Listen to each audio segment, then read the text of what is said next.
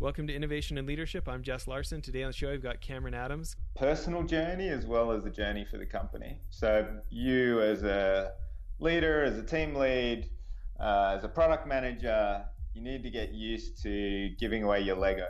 And it's a very hard thing, both like psychologically and also just in terms of company structure. Cameron, thanks for making time. It's an absolute pleasure. Thank you. So, do I understand that Canva is the first billion-dollar tech firm in Australia?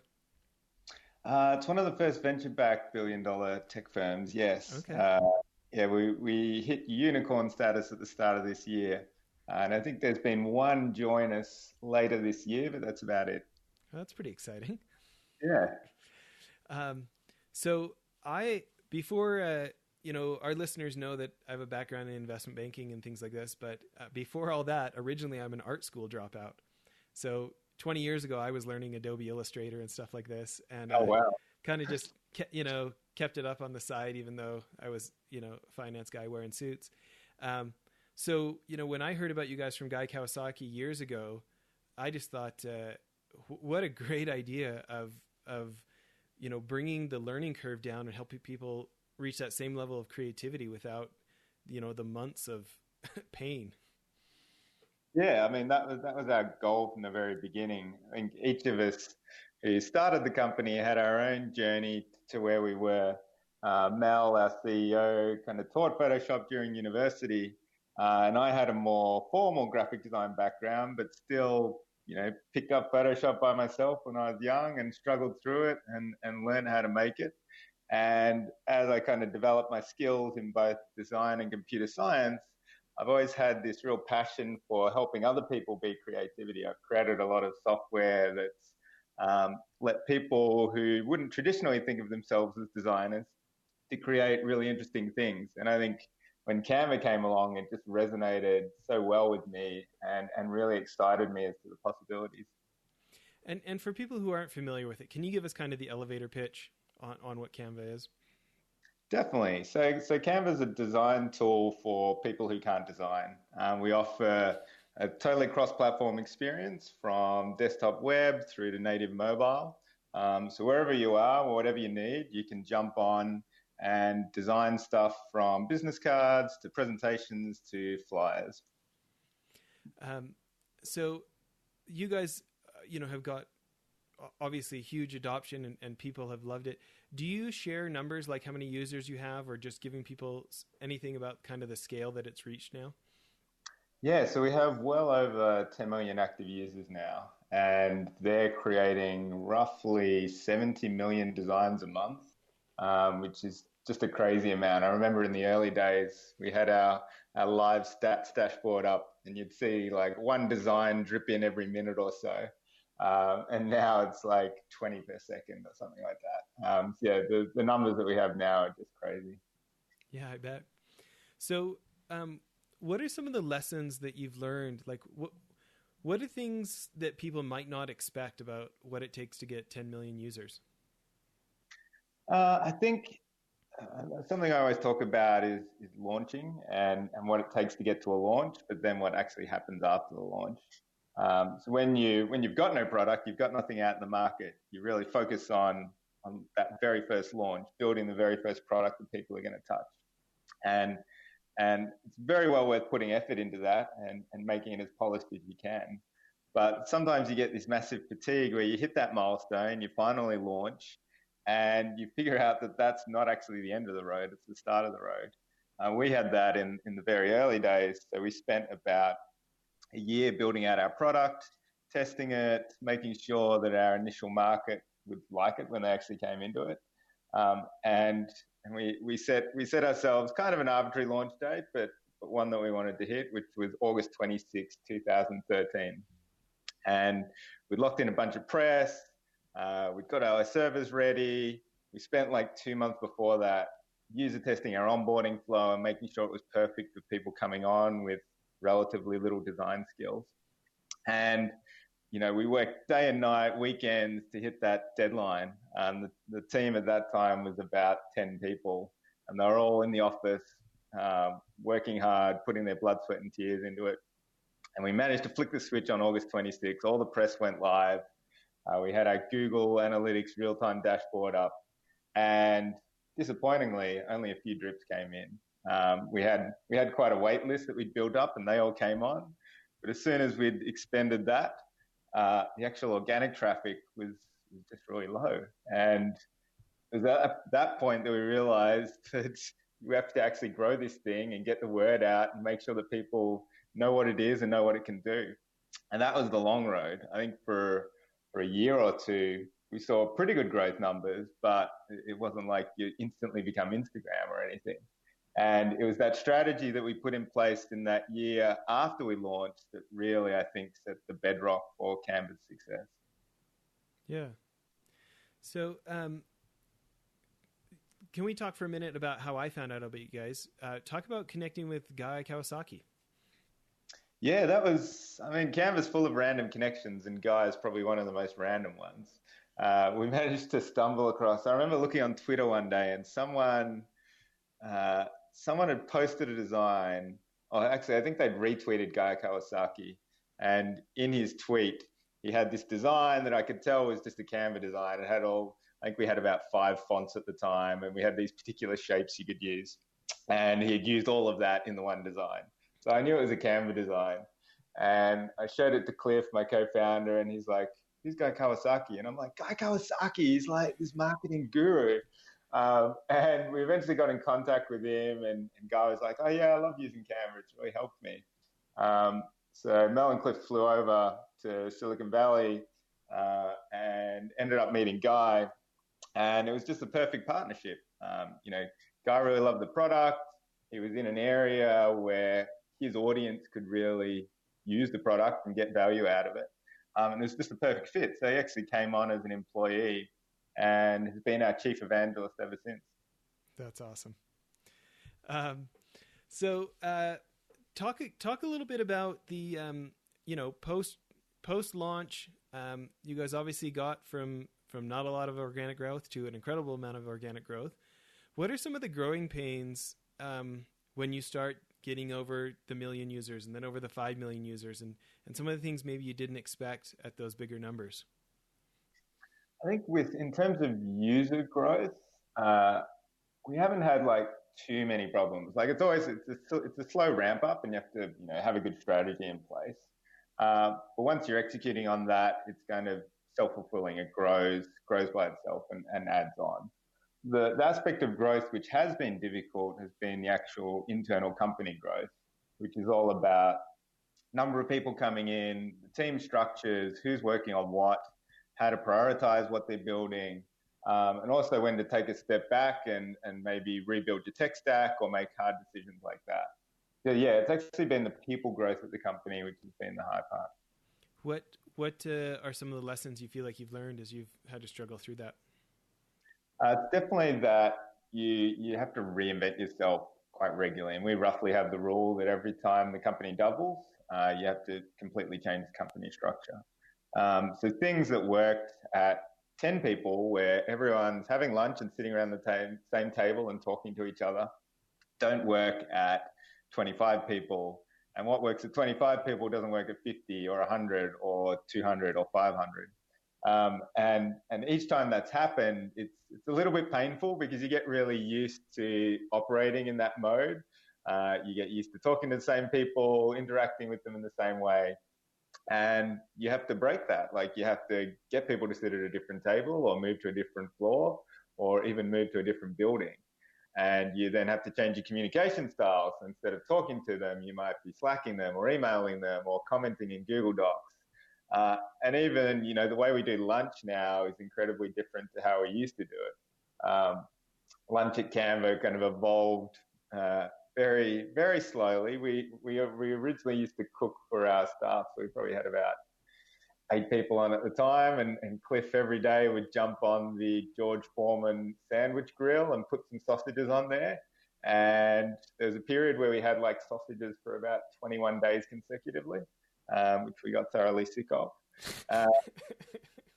We would do that every day. We'd make a small salad, and eventually it got to about 15 people.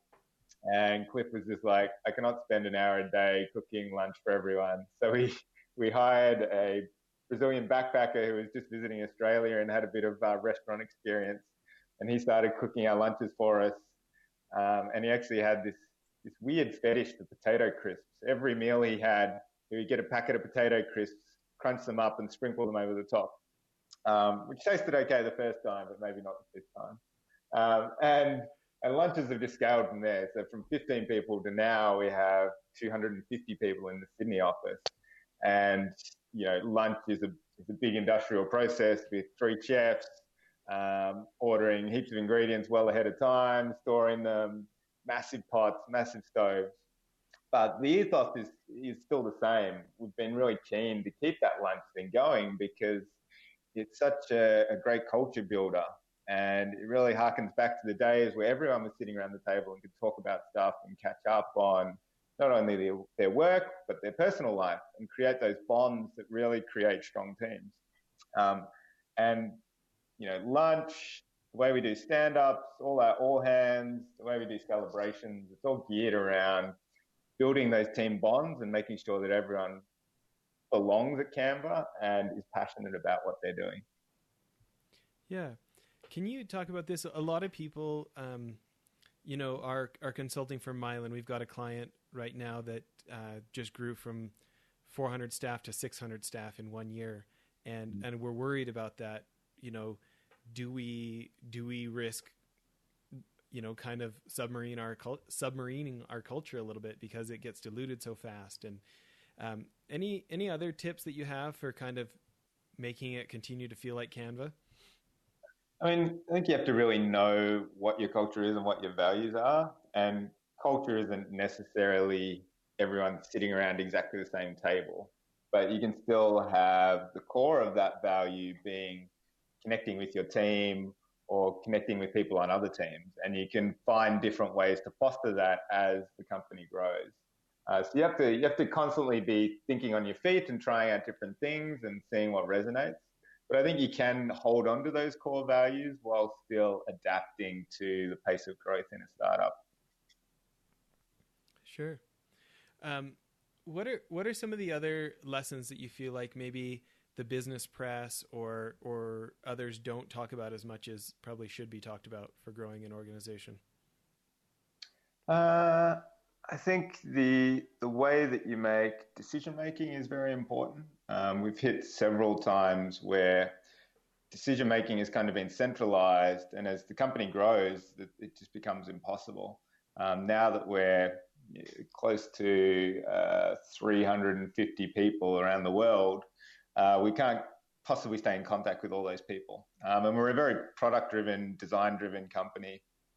So Mel and I, and even Cliff to some extent, have always been involved in the product and in making decisions and setting vision and where we're driving to.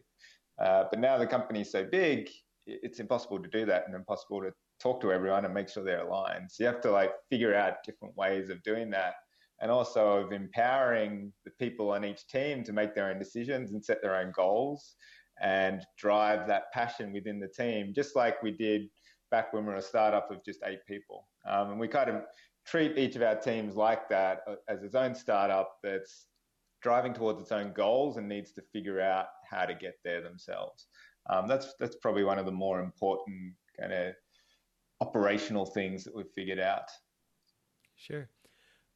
Well, let's do this. Let's take a quick break, hear from our sponsor, and then I want to ask what that actually looked like and what some of the decisions you made were. Sure. Okay, so Cameron, right before the sponsor break, I was saying that I'd love to hear what that actually looked like and maybe some of the nitty gritty or some more granular details about how you did, push decision making down and systemize that in a way that would encourage people to still bring their passion to the business. I think it's somewhat of a personal journey as well as a journey for the company. So you as a leader, as a team lead, as a product manager, you need to get used to giving away your Lego. And it's a very hard thing, both psychologically and also just in terms of company structure. I wouldn't say that we got it exactly right the first time. Um, Ego gets in the way, jealousy gets in the way, but ultimately, if you don't let go of some of these things, then the company is never going to scale.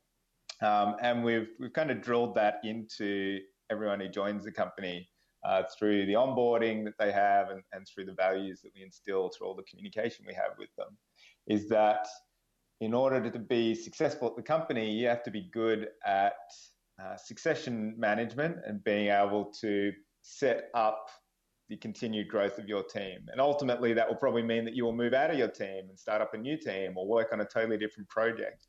And you need to constantly be thinking about that, thinking about who's going to step into your shoes after you leave them.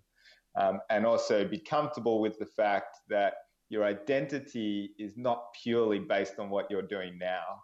Your identity is based on how you grow at the company. So it's not about how great you are at doing this thing that you're doing currently. It's about how great you're going to be doing this even bigger and better thing in a few months' time.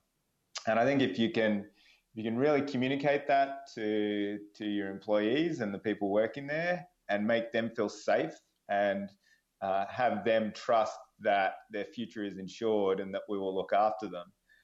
That's the only way you can really get people to buy into that process. I love that.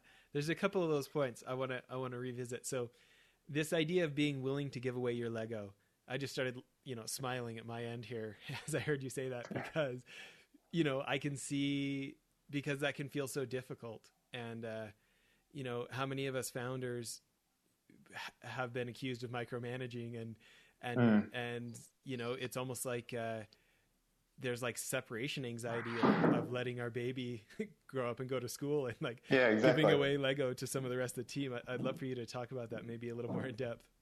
Yeah, there's a great article which I think is titled "Giving Away Your Lego," and it's by someone at a startup in Silicon Valley talking about this phenomenon and also talking about the need to do it. I think as a founder, you get somewhat addicted to making decisions and being on the ground a lot, particularly when you've grown from 3 people and you've been the marketing department and the design department and the kitchen all in one. You get addicted to doing stuff all the time and pushing stuff out or even pushing code out or making design changes. And I think your identity really gets caught up in that and you think of yourself as that person who does these things and it's just constantly churning out stuff. So I remember when we moved from 10 people to 20 people, we brought on our first designer and for a long time I'd been the only one doing design at the company and it made all the decisions and had all this invested knowledge in what the product did and why we made these changes, etc. And when we first brought on a designer, it was really confronting. I felt like they were challenging my expertise. Like I wasn't good enough. Like I wasn't the best designer. And this other person coming in was almost a signal that I was redundant at the company. But after kind of going through the turmoil of that personally and thinking about it, and then putting in place a plan to really help that designer get up to speed at Canva, work on their own projects, make their own decisions, and be empowered to work with everyone else at the company, I quickly realized that it was my job to step above that and rise to a higher level and think about the interests of the company as well as myself as a growing individual, and set up the structure by which we could bring in even more designers, by which I could be more influential and still have everyone who came on making their own decisions, being passionate about their areas and getting their own startup experience. I think that's key to remember that everyone's on their own journey and you need to make their journey as interesting as yours was. So I've worked really hard on that for the past few years. I love it. Well, we're about out of time for the first half of the interview here. One of my favorite questions to ask guests is, what's a piece of advice you would go back and give a younger version of yourself if you could? Oh, that's a tricky one. Younger version of myself, probably tell him to get a better haircut and I think to not be worried about failure and about finding the right people. So I think um, there's been a few paths through my career over the years, and I've worked with a bunch of different teams, tried out a bunch of different things with people, and most of the time projects don't work out purely because of the interactions between the teams. It's not because it's a bad idea or it's a bad product or you didn't have quite the right resources. It's about the fit of that founding team and understanding what your strengths and weaknesses are and what your partner's strengths and weaknesses are. And I think you can often get caught up in just trying to make a company work purely looking at the product market fit without actually looking at the team fit. And I think in the early days of a startup, you should be really assessing how you fit together with your founders, how they're dealing with change, how you're dealing with change, the types of areas that you're owning, and really what the health of that founder relationship is. And it wasn't until I met Mel and Cliff that I really realized, what I needed in partners to grow a company. And I think they realized what they needed as well. And together, the three of us have kind of, in my mind, formed the perfect company and the perfect mix of skills. And I think if I was to go back to my younger self, I would encourage him to find that fit and work with different people and find those partners that you just really gel well with, and lock those down, and then you can figure out the rest afterwards. Love it. Well, everybody, besides going to Canva's website, where's the best place for them, Cameron, if they want to come work for you, if they want to apply to come at such a big company that's making things happen? Oh, we're definitely looking for a ton of people across every area. If you just type in Canva and jobs into Google, you'll end up at the right place, or canva.com/careers. And yeah, definitely go visit it. We've got a ton of roles open, both here in Sydney and also in our Manila office.